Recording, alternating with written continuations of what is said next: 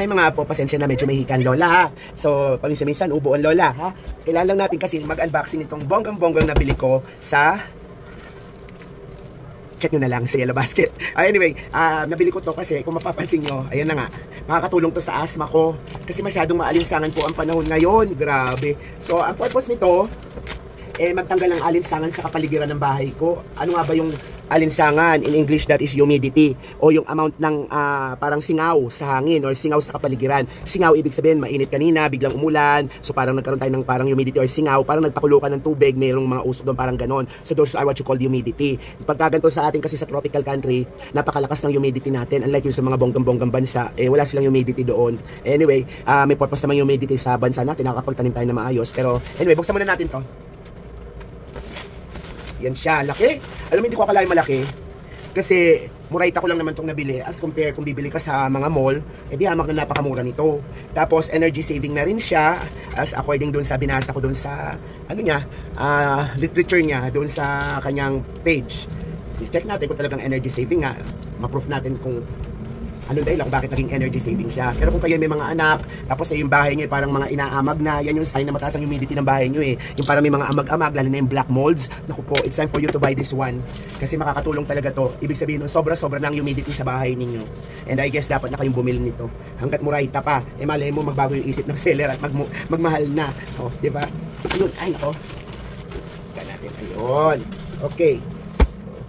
It's actually 220. Wala naman siyang ibang kasama dito sa loob kundi ewan ko kung ano ito. So tingnan muna natin to. So may instruction manual naman siya. Itong ano kaya to? What is this? So basahin ko yung instruction manual. Balikan ko kayo after several minutes, okay? Okay, wala naman masyadong nakasulat. Aside from yung specifications niya, so 65 watts din pala ito. Para siyang ventilador. Pero much better na to kaysa sa dating dehumidifier. Actually, ang tawag dito guys, dehumidifier. Yung isa yung parang umuusok na tubig, humidifier yun. Nagdadagdag ng tubig sa kapaligiran yun kapag sobrang malamig ang panahon. Uso lang yun guys sa mga sa mga nagyayelong bansa. Pero sa atin ang kailangan natin dito sa bansa natin, dehumidifier. Kasi sobra naman kasi talagang humidity dito sa bansa natin. So let's go to the description. So meron siya 2.5 liters na ipunan ng tubig na makukuha niya sa ating kapaligiran. You can also clean this bago mo siya linisin, tanggalin daw ang saksakan, etc. etc. Amen. Anyway, ayan naman, napupull out lang naman siya. Pwede mo linisin mismo ito, pero wag na wag mo tatanggalin. May parang float siya dito. Wag na wag mo tatanggalin yun kasi pag nawala yung float na yon, yung sensor, ito, sensor ito. Ayan, kung puno na, hindi kusang mamamatay yung makina. Kahit puno na to, aapaw. Pero pagka hindi mo tinanggal ito, pagka minentain mo lang ito, kahit pag puno na siya, kusang mamamatay yung makina. Gets nyo? Okay. Buksan natin to ha. Alam ko nabubuksan in-etch. Ito lang, meron lang siya sample. Ayan o. Basta tandaan nyo, kung pagkakabukas nyo, kailangan, kailangan ibabalik nyo lang. May parang hook siya sa dalawang side. Ay. Skuday. Ang hirap kasi kapag iisa kamay, no? Teka sandali. Baba ko muna to. Ito lang naman kasi yung pinakamahirap sa instruction. So ito na yung papaliwanag ko sa inyo. Ito yung parang pinaka-float valve niya. Yan ay dito gagana yung sensor. So pagbabalik, hugasan, wash it. Tapos pagka-wash nyo, balik nyo lang din ulit ito. Butas kaya doon hindi siya butas. Pagkabalik nyo, makiklik lang din yung dalawang gilid. Ito tsaka yung kabilang ito. I-click nyo lang yan. Kailangan nakaklik ka guys. So, ayan. So pagkalapat na siya, ibig sabihin okay na siya. Tapos yung sensor, ito na yung pinaka-float valve.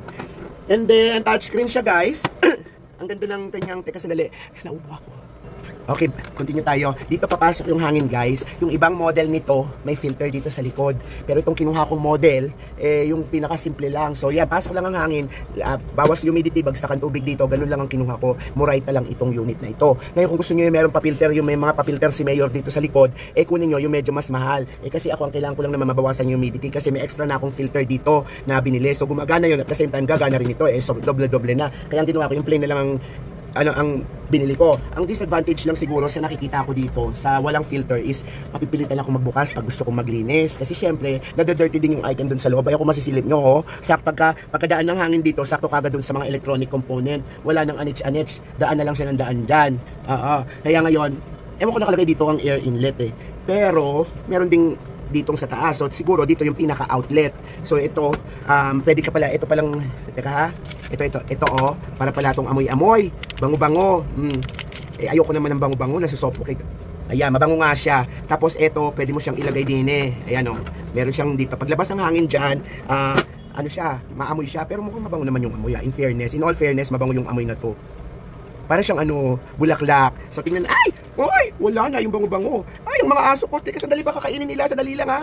Grabe, nasyak ako doon. Ang pangit pala nito. Hindi secured. Oh, nako, desiccant ito eh. Definitely, this is desiccant. So, ang gagawin ko, tanggalin ko na lang. Hindi siya secured, guys. Kita nyo, learn from my mistake, ha? Ang bango pa naman sana, sayang. Gusto ko i-amoy niya. Ayan, oh. Hindi ko naman siya ginagalaw. Kakabukas ko lang. Pero hindi siya secured. Hindi siya, ayan, oh, ang daling mabuksan. So, kung ako sa inyo, kung gusto nyo maglagay ng amoy-amoy, lagay nyo na lang ito ng parang cotton. Tapos, patakan nyo na lang ng aromatherapy. Yun ang pinaka, ko kaysa yung desiccant na ganyan. Kasi, ay, ano yan? Teka, sandali, meron pa natira. Hingal ako. Na. Naku, nakakasar to. Parang gusto ko nang itapon. Sandali, hiningal talaga ako. Okay na kasi mga aso, baka makain yung desiccant. Nagpawisan ako malagkit. Dali-dali kong binacuum. Magnetic pala siya. Kaya lang sira lang talaga itong napunta sa akin. Ayaw mag-lock. Yan ha, meron na kagad. Anyway, yun lang naman yun. Pwede naman talaga kayo maglagay ng cotton dito. Kahit wala na yun, okay lang maglagay na lang kayo cotton drop na lang kayo aromatherapy. Huwag yung bubuksan na yun ha, alam nyo na. Try na lang natin siya for the first time ha. Pinaus ako lalo, kakasigaw sa aso ko. Baka kasi malunok niya, desiccant yan. Poisonous. Oh, mababa naman yung cord. Try natin siya. Ayun na siya, bongga. Oh, ay, nabunot. Oh, ba't nawala? Ayun. Ito oh, lumitaw yung parang power. Ayun. So, anong ibig sabihin? Wala siya remote control, guys, kasi Murayta lang itong binili ko. Pasensya na ha. So, meron naman siya ditong, ano kaya itong ibig sabihin nito? At saka ito. Ay, wala. On-off lang. Walang ibang kenes. Ayan, ihangin na siya dito. Yan. So, lilinisin niya na yung ating humidity at babawasan niya na. Pakita ko sa inyo kapag nakakolekta na siya ng tubig, balikan ko kayo. Sorry sa abala dahil natapon. So, at least alam nyo na, kahit paano alam nyo na delikado ito buksan. Kapag i-secure nyo na kagad ng tape siguro o idikit nyo na kagad ng glue. Ayan. Pero ako sa inyo, huwag nyo na idikit ng glue. Mas okay siya. Kasi magnetic siya, ididikit siya dito sa ibabaw. Anyway, balikan ko kayo pag nakakolekta na siya ng tubig, ha? I-continue natin itong video na to. Okay? Okay guys, na-testing ko na siya. I ran it for around siguro 2 hours or 3 hours. So ito na yung nakolekta niyang tubig. So meron pa doon sa ibabaw. Ayun no, may konti pa doon sa ibabaw kung nakikita nyo. So hindi pa tumulo lahat. Ayun na yung nakolekta niyang tubig. So ito rin pala, ang silbi nga rin pala nito, no? Kasi mag-aalaga ako ng carnivorous plant. Sa carnivorous plant na pinandidilig distilled water. Ito at least double purpose. Para sa asthma ko na, at the same time, pandilig ko pa ng carnivorous plant. Or kung hindi sa carnivorous plant, maganda yung tubig nito as a fish, mga sa aquarium pagka nakokolekta. This is 2 hours. Kaya lang kasi nagbukas na ako ng aircon. So therefore, yung humidity bumaba na. Kasi ang aircon is one thing na nakakapagpababa ng humidity. Syempre hindi naman tayo lahat ng tao pwedeng mag-aircon, hindi naman nila afford minsan yung mag-aircon sila. So hindi nyo kaya mag-afford ng aircon para ma-maintain nyo lang yung low humidity or yung normal humidity ng ating bahay, which is 30 to 60. Kanina kita nyo naman yung humidity. Teka, tingnan ko kung ilan yung humidity ngayon dito, ha. Nakabukas ang aircon, guys, ha. Kaya sinarado ko na siya kasi sayang ng kuryente. So, nasa 67 na lang yung humidity nga. Ang temperature is 28. 66, ayan, o. Ang normal kasi natin is 30 to 60. So pagka higher than that, ibig sabihin that is bad for your health. Hindi lahat kayo mag-aircon, lalo na may mga bata na may asthma. So hindi nila kaya yung sobrang humid. Kaya kita nyo, diba? Yung ibang asthma nati-trigger kapag ka umulan or umalinsangan yung panahon. Anyway, yung humidity is, ibang term yan is alinsangan, ha? So makakatulong po sa ating mga chikiting at saka sa ating mga elderly kapag nahihirapan sila katulad po. Kasi meron akong COPD, chronic obstructive pulmonary disease, which is asthma, allergic asthma yung sa akin. Ang nakaka-trigger weather, pollen, ang dami nakaka-trigger ng asthma ko. So this one will help. Kaya lang sana, nagsisi ako, pwede ko sana kung halimbawa, kasi may filter pa akong extra sa taas. Ang nasa isip ko, nagkukuryente ako sa filter, tapos nagkukuryente pa ako dito. Ngayon kung wala kayong filter pang nabibili, might as well bilhin nyo yung unit nito na may filter na. Which is konti lang naman yung lamang na presyo. Kasi ako may filter na eh. Pero bala ko, this one is ibigay ko sa kapatid ko, tapos bibili ako na may filter na nito para isahan na lang ang kuryente, diba? Kaya lang kasi ang problema ko kasi ito hindi ko naman pwedeng buksan ito ng 24 hours, sayang kuryente. Yung filter ko kasi 24 hours nakabukas. So pag-iisipan ko pa rin kung papagsamahin ko sila in one unit, tapos dispatch ko yung iba, ibenta ko hanggat maganda pa, hanggat mabibenta pa.